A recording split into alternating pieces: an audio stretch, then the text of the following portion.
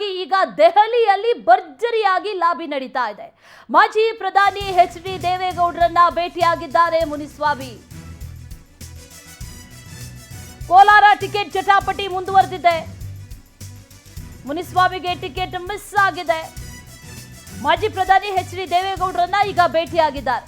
ಕೋಲಾರ ಕ್ಷೇತ್ರದ ಹಾಲಿ ಸಂಸದರಾಗಿರುವಂತಹ ಮುನಿಸ್ವಾಮಿ ಕೋಲಾರ ಕ್ಷೇತ್ರ ಜೆಡಿಎಸ್ಗೆ ಬಿಜೆಪಿ ಘೋಷಣೆ ಮಾಡಿದೆ. ಜೆಡಿಎಸ್ ಅಭ್ಯರ್ಥಿ ಇನ್ನೂ ಕೂಡ ಫೈನಲ್ ಆಗದ ಹಿನ್ನೆಲೆಯಲ್ಲಿ ದೆಹಲಿಯಲ್ಲಿ ದೇವೇಗೌಡರನ್ನ ಭೇಟಿಯಾಗಿ ಚರ್ಚೆಯನ್ನ ಕೂಡ ನಡೆಸಿದ್ದಾರೆ. ಈಗ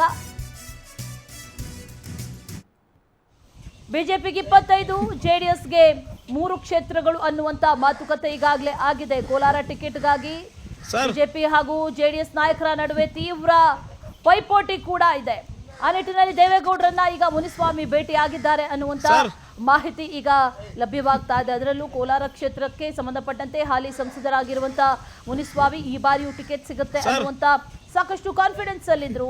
ಆ ನಿಟ್ಟಿನಲ್ಲಿ ಈಗಾಗಲೇ ಅವರು ಬಿಜೆಪಿ ರಾಷ್ಟ್ರೀಯ ಅಧ್ಯಕ್ಷರಾಗಿರುವಂತಹ ಜೆ.ಪಿ. ನಡ್ಡಾ ಅವರನ್ನ ಕೂಡ ಭೇಟಿ ಮಾಡಿದ್ದಾರೆ.